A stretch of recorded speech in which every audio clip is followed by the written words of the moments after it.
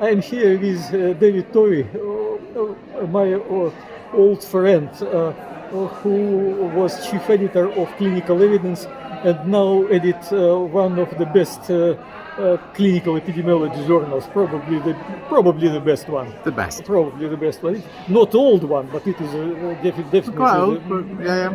It's only 20 years. No, it was a journal before that, because it's called Journal of Chronic Disease. Oh yes, and then it became Journal of Chronic Disease. It was absolutely great journal then, as Journal of Chronic Disease. Yeah. So when you move from clinical evidence to the Cochrane, to the Cochrane, it was 2012. 2009. 2009. Yeah. I remember that it was the mid-year meeting in Copenhagen. It was. Oh no, no, that's right. It was in Aarhus, wasn't it? But outside Copenhagen. In Netherlands. It was in Netherlands mid-year meeting 2012. Yes. I thought it was in Copenhagen. Where was? No. It was. It was. Amsterdam. One of us is losing our marbles. It was a decision to have a chief editor. Oh, I see. That was before me. Okay. Yes, Yeah. So. My impression then at this mid-year meeting was that chief editor of the Cochrane collaboration will be a significant step to decentralization. And actually it had happened. Yeah. And Cochrane became soon incorporated. I know that it is a too strong statement, but anyway, Cochrane now is different from what it's. Well, it's different from how it was when I left, Vasily. What can I say? It's very different organisation. Lots of things have happened. I think that I mean, lots of things happened, didn't they? And, when I arrived at Cochrane, it had a chief executive. It replaced the chief executive. The chief executive it appointed was given a very different brief, very much more power, much more authority, well, nominally anyway. And so that led to certain changes. This editor-in-chief role didn't have to lead to more centralization. That was in the end, that was a choice made by the editor-in-chief at the time, which obviously was my successor. We are at the conference on research integrity. Yeah. And do you remember that about 10 years ago you published our editorial about finding research misconduct by doing systematic reviews? I don't remember actually, but okay. But you published so much. Yeah.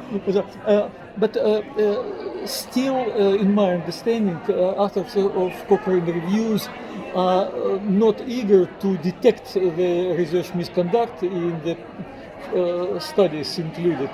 And in this sense, my feeling is they doing a bad job, because research integrity deviations should be exposed.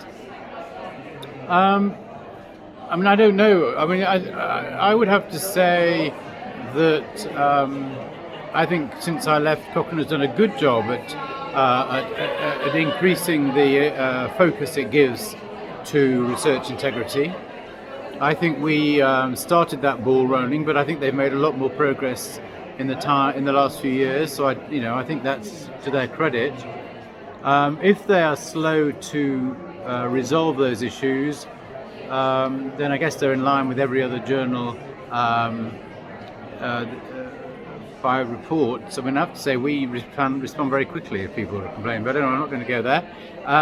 But lots of journals clearly have taken very long times to make decisions.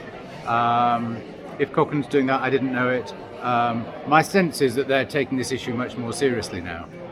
Yes, I believe that it is general trend to be more serious about research misconduct. Yeah. Probably in Cochrane this time people think about complaints and probably being sued in court. Honestly, nobody. I mean, the closest we got to being sued when I was there, and I was there for 10 years, the only time we ever got close to getting sued, and we didn't really, it was about a review that was not about any drug. Yes. I can't even talk about what it was about, but it was about something that wasn't a drug. So, the drug companies on the whole were very hands-off. They sometimes they didn't like the results, but they never made any attempt to, that I remember, to influence them, and it certainly didn't influence them. But anyway, the progress is quite big in this sense. I remember that when the first time Peter Goche finished the review about the mammography screening for breast cancer, he separated good quality studies from the bad quality studies, and the breast cancer group did not want to publish it because it was the first time when people select the good and bad studies, and when you be chief editor, it became a normal practice. Many people start to do the systematic well, I review mean, they section. did. I think that's to their credit, not really mine. I mean, the methods bias group, of which Peter was a big member. Yes. I think changed the methods, updated the handbook, and people generally tried to, I think, follow the handbook. So I think that came through the methodologists. Yes. As much as from the editorial team. I was pretty happy to follow the lead of the methodologists, who know a lot more about it and knew a lot more about it than I did.